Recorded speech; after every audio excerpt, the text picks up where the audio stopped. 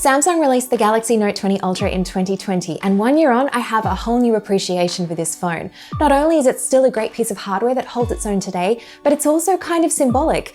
It could be the last of its kind that we ever see.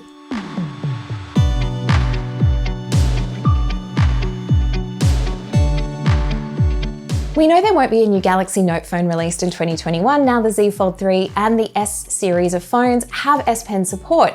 So does that leave any room for the poor old Note? Well, I certainly hope so. I'm a long-term user of the Note series of phones, and admittedly the Note 10 Plus was one of my top 5 favorite phones of all time. So when this phone was released, it definitely had a lot to live up to in my eyes. And over the past year, this phone has really won me over. So let's get into some of the reasons why and some long-term impressions after having used it for an entire year.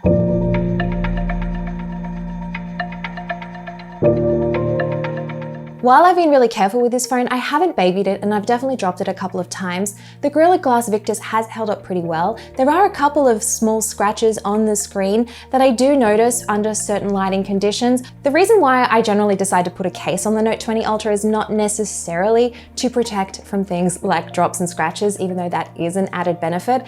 It's really to provide a better balanced one-handed feel to the phone, because that camera module is still a little bit top heavy, so a case really does help to balance it out.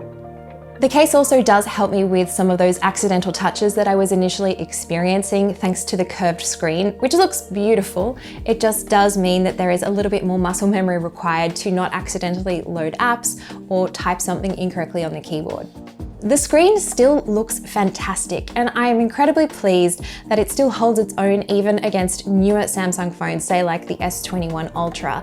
Now, the only thing that I've really encountered that has been a little bit of an issue when comparing it to newer Samsung phones has been the lack of 120 Hz or the adaptive refresh rate on the WQHD Plus resolution. There is a way I'm kind of getting around it, but honestly, I don't want to go back to 60 if I don't have to, but there are some cases where I want that extra resolution and the full potential of the screen. The way I've got around that is to set up a Bixby routine. So every time, say, I open the Gallery app or even YouTube, it will switch back to that standard refresh rate and also give me the boost to the WQHD Plus resolution. But all the other times, I'm usually sticking to 120.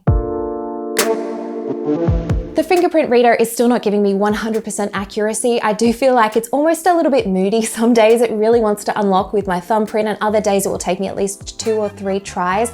I haven't really found any of the One UI updates or software updates have improved that, but it's still much better than not having a fingerprint reader at all. And it is something that I've used all the time, especially in the past year since we've, in a pandemic.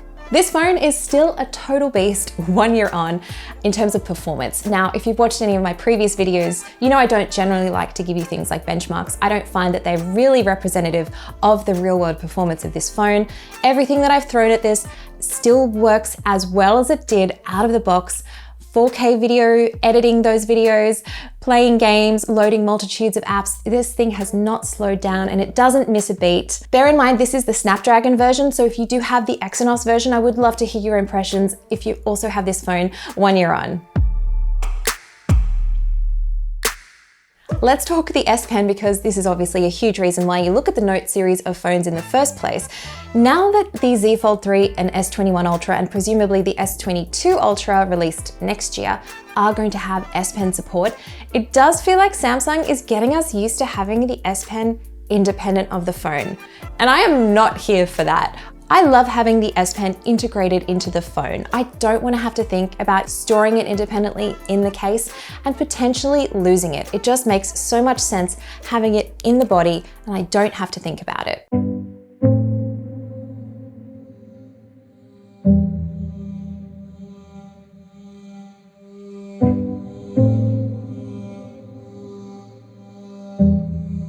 Now, the camera has actually genuinely surprised me. I have taken some of my favorite landscape shots on this phone, and 1 year on, I am still impressed with the results that it gives me. Yes, I think on default settings, some of those saturation and sharpness levels are a little bit too pumped up for my liking, but I can, of course, go into manual modes and shoot in RAW if I want to be able to tweak things to my liking. Now, have I used that 50 times zoom since the initial camera testing that I did? No. I'm gonna be honest with you, I really didn't. I find the 10 times zoom is the sweet spot, and it's the one that I always gravitate to. It's the perfect mix of getting in close enough and also retaining as much detail as possible. I kind of feel the same way about the 108 megapixel mode on the Note 20 Ultra. I've used it a few times at the beginning, but more often than not now, I actually do stick to the 12 megapixel mode because the pixel binning does produce some fantastic images. I shoot a lot of video on this phone, as I mentioned, primarily 4K at 30 and 60 frames a second, and Pro Video mode is one of those things that I didn't realize how much I needed it until I got it. I use that all the time on this phone. I know newer Samsung phones also have Pro Video mode now, but the ability to be able to record, say, from Bluetooth microphones and have that audio on your track, as well as the new update that brings me multi-mic connectivity, so recording from a Bluetooth headset, say for example, and the phone mic itself, is so good. Now for some underrated features that I've really come to love over the past year. The first is split screen mode. Now I kind of feel like this gives me more of the foldable experience without necessarily needing to upgrade my phone or have the form factor of a folding phone. And the actual physical size of the screen means that things like when I'm watching a video, the hole punch camera doesn't get in the way, even if the video has got a really wide aspect ratio. And that's what makes watching movies on this device really pleasant.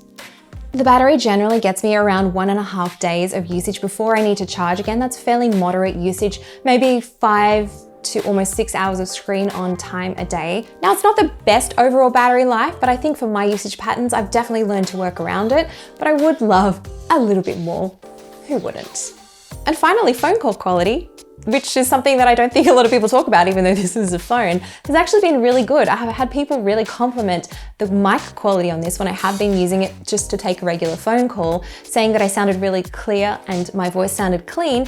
And to me, the caller sounded really good as well. I used it across a couple of different carriers here in San Francisco, and all the results were really consistent.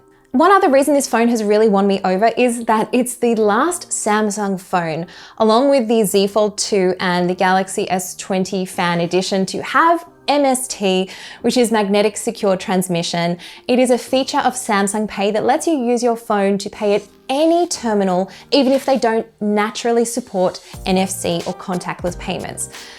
No newer Samsung phone from 2021 onwards in the US will have MST. So that's another reason to really like this phone and really hold on to it as long as possible. The other reason is micro SD expandable storage. If you take a lot of photos and videos like me, you know how important that is. And the fact that newer phones are not getting that, I'm definitely hanging on to this as long as possible. As I said at the start of the video, I've got a newfound appreciation for this phone, not only because we are going to potentially be waiting yet another year for another Note, but it also has a lot of features that Samsung has started to phase out on its phones, and it still performs as good as it did on day one in 2020. As always, I would love to hear your thoughts. Let me know in the comments below. Maybe you've had the Note 20 Ultra as long as me. Potentially you're looking at upgrading to the Note, or you're just thinking that Samsung might not have a new Note and you want to sound off about that. Hit me up in the comments below. Thank you for watching. My name is Lexi Savides. If you have any questions for me, you can hit me up, as I said, in the comments, Instagram, Twitter, all the usual places. And make sure to stay tuned here on CNET for lots more phone content. See ya!